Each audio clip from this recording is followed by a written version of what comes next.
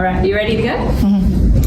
Welcome everyone, and today we are here with Bruce Muirhead, who is the CEO and founder of Mindhive.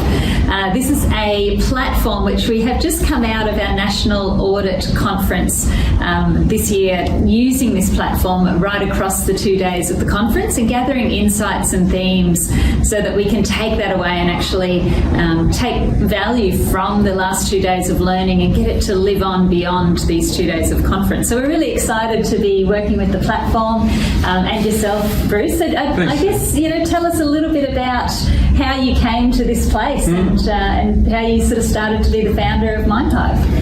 Yeah, it's been a great journey actually. So I spent most of my life in various roles in problem solving.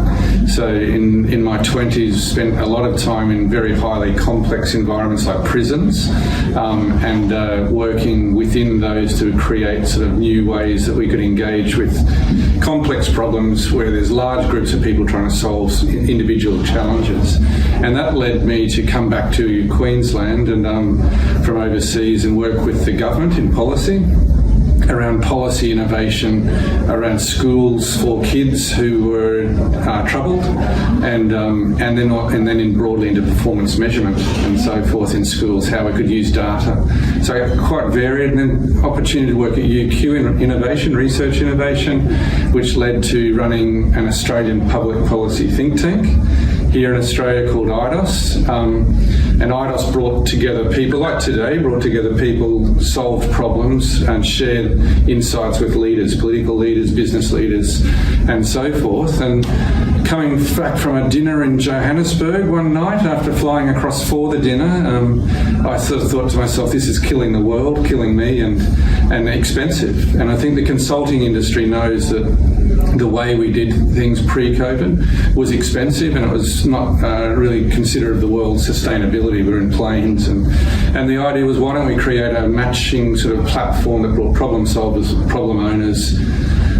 We actually went to BDO, and Susan Ricks and team helped with Minter Ellison to commercialise Mindhive from IDOS. We're 4 years old now, and we use a lot of those principles learnt over the years for the Mindhive website, which is essentially trying to bring crowds of people together around issues and surface insights. Yeah, wow, amazing history and kind of understanding how you came to this place.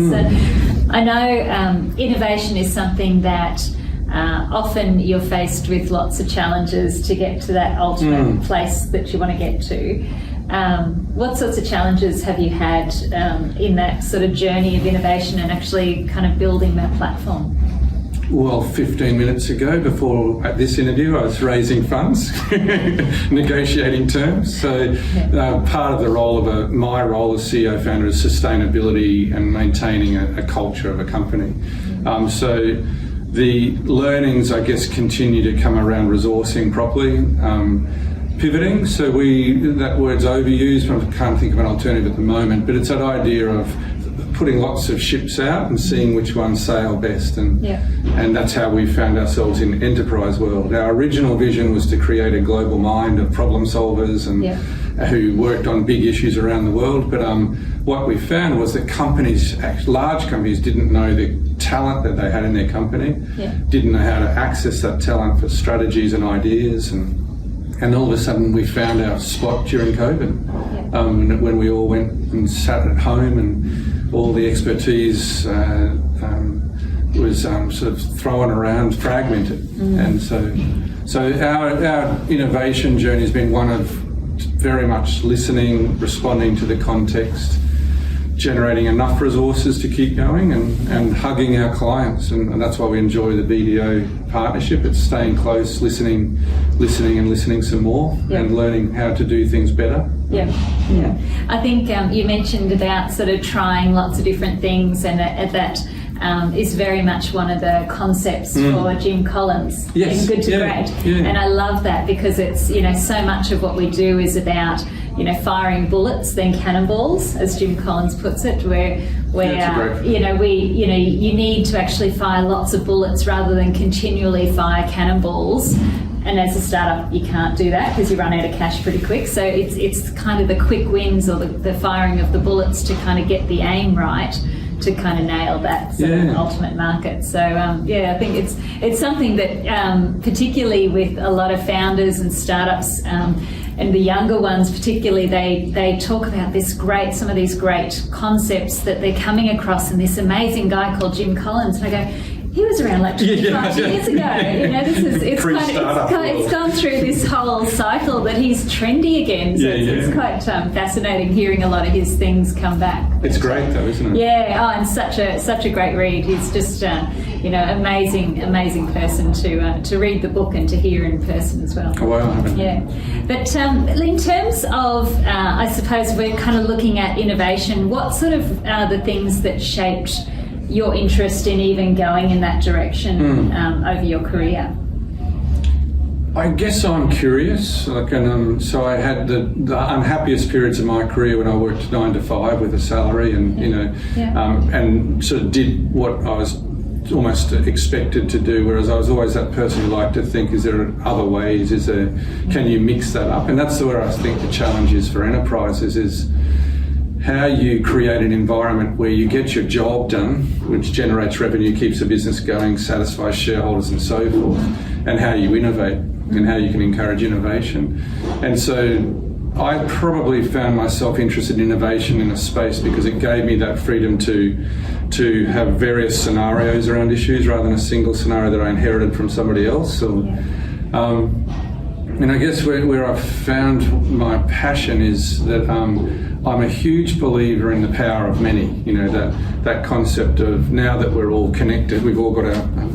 I did have my phone, but we've all got our connectivity happening. It's just I can't stop feeling excited about the opportunities that gives us. And today speaking with a CEO of a company with 19,000 staff who's never engaged 2,000 to 3,000 of their staff, particularly in the strategy planning, but now they can. And the technology is available to us that enables us to reward and recognise. This is a really exciting period for innovation and business innovation. So, but I just I think the worst thing is if you feel like you can't solve a problem. So I've always enjoyed the challenge of every problem can be solved, type of thing. And you would have worked in lots of different organisations across your career. What sort of things kind of really stand out to you when you're in an organisation and you feel as though the culture of innovation is really thriving? What sort of characteristics do you find are those kind of defining things that bring that culture to life? I had dinner in Santa Monica with a guy that ran a toothpaste company, and he was into crowdsourcing his staff, about 300 I think, and he was telling the story of trying to make more money. And so he asked the salespeople, how do we make more money? And they said, well, add 10% of the bills at the end of the quarter, no one will notice, And then another one was all various things you'd expect to hear. And so I think the companies that don't always think the obvious. What he found was the industrial designer downstairs, who he had never met, basically said, open the mouth of the toothpaste a little bit wider. You know what I mean? And so and then you hear, when you get into it, you start to find that there are people in your organisation who are like that industrial designer, but they just have no. So companies that think about innovation, not in that everyone's an innovator. Not everyone's an innovator. Not everyone's got a lot of time or resources or passion to innovate. Some people, it's work, and they've got really tough KPIs. But it's the ones that I'm seeing most recently with the opportunities are what one of the senior executive of one of the big 4 consulting firms in San Fran talks about as small I innovation, lots of little contributions. And I'm noticing the significant difference that happens when you expect lots of little from a broader group of people than the innovation group or the strategy group or the and an understanding that we're not LinkedIn people. We're on LinkedIn because I don't know why we're on LinkedIn, because it's really about recruitment. I'm not sure why we're on a recruitment platform. It does seem like that. But LinkedIn is kind of vertical. It's what you did at a uni, it's your jobs, it's your recommendations. most of us have skills, interests, passions that are outside of those things that could be put to good use in enterprises. So I'm seeing a lot of tech that's coming through now, which is saying, and a lot of employment processes, which is about how do they work in teams more so than what's their skills. And we're working on an algorithm at the moment which tries to connect the people who are kind of known amongst the crowd as solving problems that they might not be in the industry. So it might be a financial problem. The fintech people are getting asked to do it, but increasingly the companies that are innovating are actually sourcing. This one company has 1,000 game changers. People put their hand up to say, I'm pretty good at solving problems and ideas, and I'd like to be tapped when you need. And so squads almost of them. That's great. That's, and then we're really looking here at BDO to build our sort of innovation champions in our community, and I love that. I think that's I found that it wasn't my idea, so the beauty of having a crowdsourced company is nothing's really my idea. I just hear lots of things, but but that's so important too, because I think often within an organisation you can get really insular and you don't open your eyes to what's happening outside of your own organisation, and it becomes a limiting factor, I think, for many people. So, and we're shooting ourselves in the foot in our companies because we're not thinking about how we tap the toothpaste industrial designer. Because that person is in BDO. I know in Ventia, a large services company, they used to identify, the CEO would identify 6 people. They weren't allowed to have any knowledge in the problem, and they had 6 weeks to go out and source input from everybody, interview people. They learned about the problem, and they came back and sort of said, listen, this is the problem from our perspective as non-experts, and these are the ideas that are coming from the crew out there. And so I think the companies that are exactly what you said, little small strategies, activities that enable people to expand and be involved in things they never thought they'd be involved in. And giving a voice to those kind of people. And it doesn't have to be tapping phones or sentiment analysis. It can literally be like you're doing in groups, but mixing it up a bit more. We had a woman who was the head of the women's policy unit for the Prime Minister and Cabinet, but she said, I really don't want to be known for that in this particular world. I want to be known as the person who really likes cycling around Melbourne and worried about the roads and the quality of the roads, and that's where I want to put my voice. And we often don't think broadly enough to think about, well, actually that's an infrastructure issue. You might be interested in working with. I think, and that's so right, because and back to LinkedIn, our profile on LinkedIn kind of defines us. It's sterile. It's like a swimming certificate. We all still like getting swimming certificates no matter how old we get, but maybe we should change up our careers and kind of put a whole lot of different things on there, so we're tapped on the shoulder to be contributing in different areas. But, it satisfies a certain need. It's good for PR, marketing, self-development, meeting people, networking.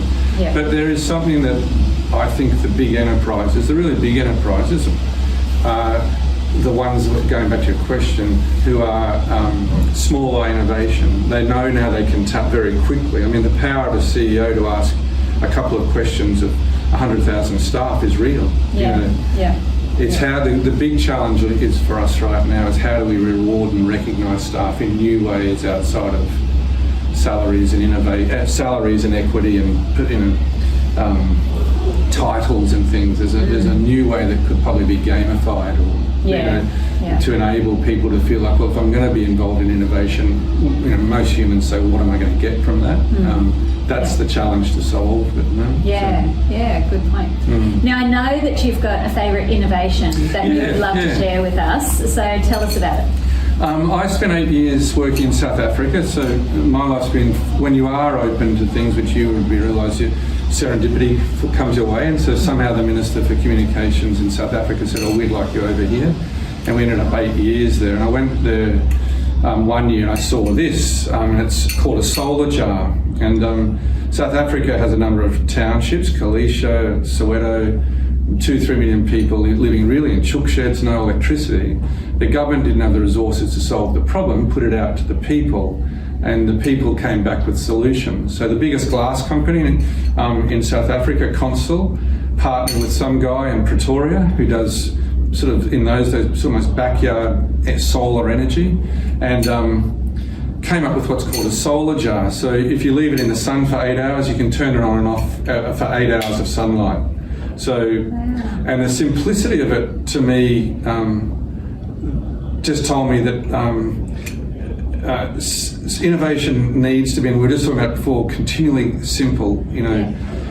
Don't solve the huge, big, you know, the cannibals. No, that's big right. problems, yeah. And don't solve, like I always, there's a lot of literature at the moment about technology that's not actually enabling us, it's actually challenging us. So in the old days, you'd come into a room and turn on a light with a switch on off. Now if you've got the app, the Google app for your lights, you've got to find your phone, open the app.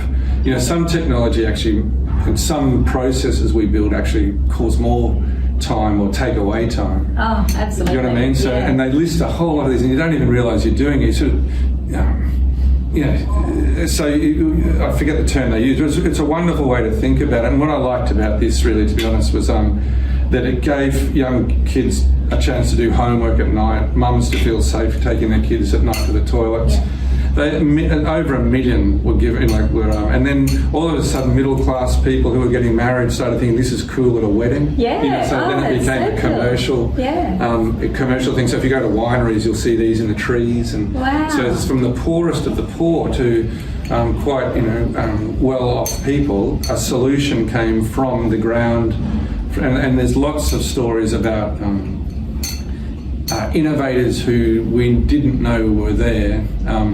That don't get involved in procurement, that don't get involved in, and coming back to it again, you know, the challenge for us is, I think, and what that makes me feel like is there a simple way to engage as many people as possible in the innovation journey? You know? Yeah, I think simplicity is the key, isn't it? Because a lot of people, I think even the word innovation almost scares them, and they feel as though that's hard. Exactly. So it's kind of simplifying it and just kind of pointing out those simple things. It's such a great example. And is it something that has been made sort of more kind of globally available? Do you know if that's well, I hate to tell you this, but my son came with me to South Africa. Jacob was 17. I said, mate, you should become the national distributor. Yeah. So we bought $10,000 worth. Yeah. He came home and became the Australian distributor for them. Wow. And so he didn't know what he was doing. And so he was importing. By the time he turned 18, he was importing global goods and working with Germany. And so if you go to Europe and you go to music festivals, they're called Sonnenglas. Right. So so innovation that scales. No, I can get one. Can you get them in Australia? Well, my son's got quite a few left over. No, but you can get them from BIOME. Yeah. Oh, yes. Yeah. That's awesome. I love it. We've got a farm that would be very handy at. So. And I actually. I have some investors who are worth, you know, very high net worth, and if I gave one this gift, and they're meaningful. It's like on their table. Beautiful, it's just so clever. Like, I just love that story. Yeah. No, and what it made me think about was we with Mindhive have a lot of people who watch or observe, like BDO would have. There's a lot of people who sit and observe what's going on with innovation and strategy.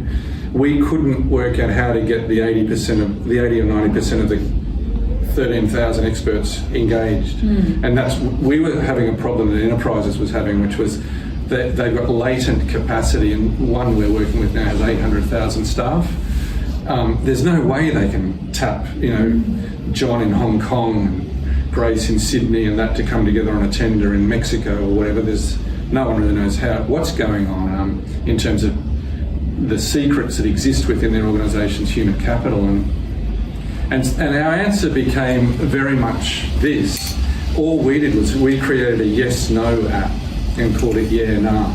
A bit of fun, but the Yeah Nah app is just yes/no type of thing, you know, and so simple. And what's happening is we've used it with BDO. You get a lot of people who don't want to write a sentence, a comment. Do an interview, do a focus group or whatever, but people who've just got the time to say yep, no. So simple innovations, like you were saying with Jim Collins, small, sharp, fast, you know, strategies, simple, keeping it as simple as we can. We've got a challenge with Mindhive to make it simpler. That's the challenge we're taking on at the moment, but But yeah, so yeah, that's the theme. All come from walking into a craft store in Cape Town. I love that. Yeah. So final question for you, Bruce. In terms of words of advice for our people at BDO across the board, if they're interested in innovation or if they've got a great idea, words of advice. I think I totally get the fact that we've just got so much work to do, get done, that the company needs us to get done, that it's very hard to find the space or the incentive sometimes to put more in. But the value of innovation is actually if you can share those insights, those sort of latent insights, those widen the toothpaste a little bit wider and tap into, I think Renee was saying there's ideas banks, or there's all these different things that the innovation groups are providing, Yammer, or different ways that you can engage. Then what you're actually doing is helping get that efficiency or that headspace, that feeling of well-being. If the company can become more innovative, it'll get lighter. Your shoulders will drop. Yep. But oftentimes it's kind of that thing of stopping to sharpen the axe is better than just keeping on, chopping away. So so from enterprises, I think I'm a huge believer in that small I innovation, which is just be part of many and don't feel like you have to. It means stepping right up and taking big joy. So keep it simple, small contributions.